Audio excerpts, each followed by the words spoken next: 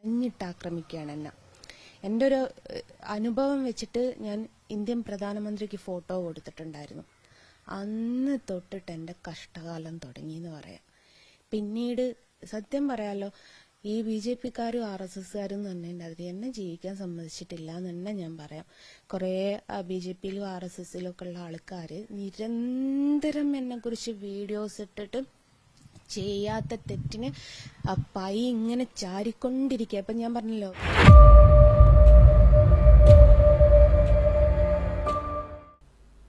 അസ്സലാമു അലൈക്കും വറഹ്മത്തുള്ളാഹി. പ്രിയമുള്ളവരെ, നിങ്ങളിപ്പോൾ കണ്ടത് ജസ്ന സലീമാണ്. ജസ്ന സലീമിൻ്റെ പരാതി RSS-കാരും BJP-ക്കാരും ജീവിക്കാൻ സമ്മതിച്ചിട്ടില്ല എന്നാണ്. ഈ ജസ്ന എന്നാൽ കണ്ണനെ വരച്ച് വീടുണ്ടാക്കിയ ഒരു സ്ത്രീയാണ്. വീട് പണിഞ്ഞു, ധാരാളം സമ്പാദിച്ചു. കണ്ണനെയാണ് വരച്ചത്. അതുകൊണ്ടാണ് ഇത്രയും അറിയപ്പെടാൻ കാരണമായത്. സോഷ്യൽ മീഡിയയിൽ അറിയപ്പെടാൻ കാരണം അതാണ്. രാഷ്ട്രീയക്കാരുടെ ബാക്കിൽ പോയി അവർക്ക് ഫോട്ടോ കൊടുക്കുക, അതുപോലെ പ്രധാനമന്ത്രിക്ക് പോലും ഫോട്ടോ കൊടുത്ത ഒരാളാണ്. അത്തരക്കും ഒരു പ്രശസ്തളായ ഈ ജസ്ന പറയുന്നത് RSS-കാരും അതുപോലെ BJP-ക്കാരും എന്നെ ബുദ്ധിമുട്ടിച്ചിട്ടുണ്ട് എന്നാണ്, ഉപദ്രവിച്ചിട്ടുണ്ട് എന്നാണ്, ജീവിക്കാൻ സമ്മതിച്ചിട്ടില്ല എന്നാണ് അവൾ പറയുന്നത്. അപ്പോൾ ഇവളൊരു ശല്യമായിരുന്നു അവർക്ക് എന്ന് നമ്മൾ മനസ്സിലാക്കണം. അവർക്ക് ഇവളൊരു ശല്യമായിരുന്നു. അവരുടെ ദൈവത്തെ വരച്ചും കൊണ്ട് അവരുടെ അമ്പലങ്ങളിൽ പോയി അവിടെ ചെയ്യുന്ന കാട്ടുകൂട്ടൽ അത് അവർക്ക് സമ്മതിക്കാനും സഹിക്കാനും കഴിയാത്ത ഒരു കാര്യമായിരുന്നു എന്നാണ് നമ്മൾ മനസ്സിലാക്കേണ്ടത്. പിന്നെ ആർക്കാണ് ഇവൾ വേണ്ടത്? ഇവള് RSS-കാർക്ക് വേണ്ട. അതുപോലെ നല്ല നമ്മൾ ബഹുമാനിക്കുന്ന ഹിന്ദുക്കൾക്ക് ഇവൾ വേണ്ട, ആവശ്യമില്ല, അവർക്ക് ആവശ്യമില്ല. നമ്മൾ നല്ല മുസ്ലിമീങ്ങൾ, അള്ളാഹുവിനെ മാത്രം വിശ്വസിക്കുന്ന, അള്ളാഹുവിനെ മാത്രം ആരാധിക്കുന്ന മുസ്ലിമീങ്ങൾ കരുതുന്നത് നമ്മളിലുള്ളവർ അള്ളാഹുവിനെ ആരാധിച്ചാൽ മതി, വേറെ ഒരു മതത്തിൽ നിന്ന് അവരെ കൊണ്ടുവന്ന് ഇങ്ങോട്ട് വിളിച്ചു വരുത്തേണ്ടതില്ല. അത് അള്ളാഹു ഉദ്ദേശിച്ചാൽ അവർ വരും, അതല്ലെങ്കിൽ ഇവിടെ നിന്ന് പോകും, അത്രേ ഉള്ളൂ. ഹിദായത്ത് കൊടുക്കുന്നവൻ അള്ളാഹുവാണ്, നല്ല പോലെ മനസ്സിലാക്കണം. അതാണ്. അതുപോലെ നമ്മുടെ ഹിന്ദു സഹോദരന്മാർ സഹോദരിമാർ ഇവളെ അടുപ്പിക്കേയില്ല. ഈ സന്ദർഭത്തിലാണ് അവൾ ഒരു വീഡിയോ ഇറക്കിയത്. ഞാൻ ഇനി മുതൽ മുസ്ലിം അല്ല, മുസ്ലിമായി അറിയപ്പെടാൻ ഇഷ്ടപ്പെടുന്നില്ല, ഒരു മുസ്ലിം കുട്ടിയെന്ന് പറയരുത് എന്നാണ് അവൾ പറയുന്നത്. അത് നിങ്ങൾ കേൾക്കണം. ഞാൻ ഇന്നൊരു കാര്യം പ്രഖ്യാപിച്ചൊരു ദിവസവും കൂടിയാണ്. ജസ്ന സലീം ഇന്ന് വരെ അറിയപ്പെട്ടത് ഒരു മുസ്ലിം പെൺകുട്ടി എന്നുള്ള നിലയിലാണ്. എന്നോട് ഇനി ആരും മതം ചോദിക്കുന്നു, എനിക്ക് മതമില്ല. അപ്പൊ ജസ്ന സലീം മുസ്ലിം മതത്തിൽ നിന്നും മാറി എന്നാണോ?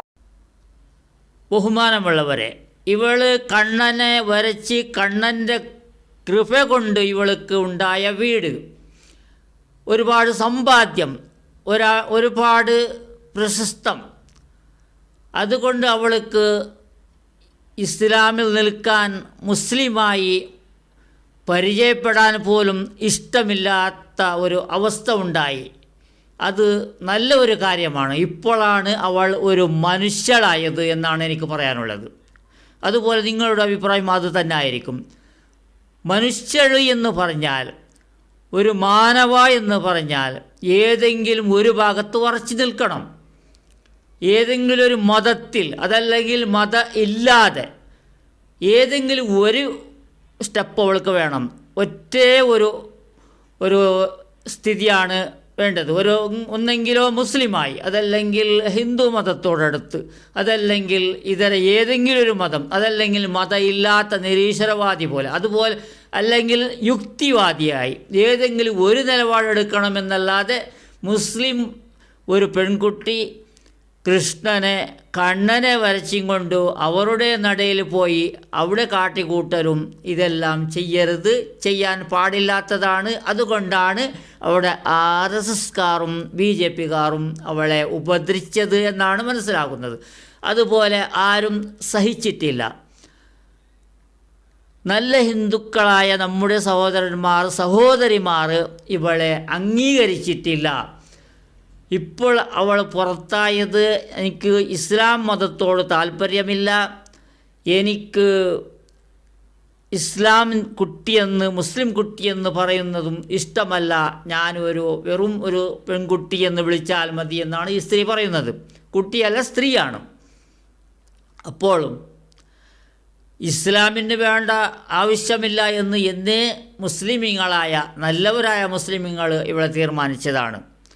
പിന്നെ വിധിയില്ലാതെ ഇവളുടെ വീട്ടുകാർ മാതാപിതാക്കൾക്ക് അവർക്ക് ഗതിയില്ലാത്ത രീതിയിൽ അവർക്ക് വീടില്ലാത്തത് കൊണ്ട് ഇവൾ കണ്ണനിൽ നിന്ന് വരച്ചുണ്ടാക്കിയ പണത്തിൽ അവർ വീട് കെട്ടി അതിൽ കുടിയായി അതിൽ അവർ താമസിക്കുന്നു എന്നാണ് കാര്യം. പിന്നെ മുസ്ലിം സമുദായത്തിന് ഇത്തരക്കാരെ ആവശ്യമേ ഇല്ല.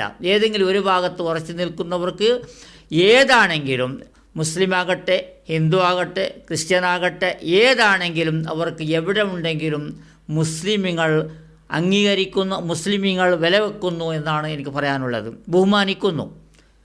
മതം നോക്കിയല്ല, മനുഷ്യരെയാണ് ബഹുമാനിക്കുന്നത്. എല്ലാ മതങ്ങളെയും ബഹുമാനിക്കുന്ന മതമാണ് നമ്മുടെ ഇസ്ലാം മതം. അതുകൊണ്ട് എവിടെയും നിൽക്കാതെ അങ്ങോട്ടും ഇങ്ങോട്ടും 2-3 തോണിയിൽ കാൽ വെച്ചാൽ എന്താണ് സംഭവിക്കുന്നത്? ഇതാണ് സംഭവിച്ചത്. അതാണ് അവിടെ നിൽക്കാനും പറ്റില്ല, ഇവിടെ നിൽക്കാനും പറ്റില്ല. ഇപ്പോൾ അവൾ പേര് ഉപേക്ഷിച്ചിട്ടില്ല, പേര് അത് തന്നെയാണുള്ളത്. മുസ്ലിം കുട്ടിയെന്ന് വിളിക്കരുത് എന്നാണ് പറയുന്നത്. ഇനിയുള്ള പ്രയാണം അവളുടേത് എങ്ങോട്ടാണെന്ന് നമ്മൾ മനസ്സിലാക്കണം. ഒരുപാട് മതങ്ങളുണ്ട്.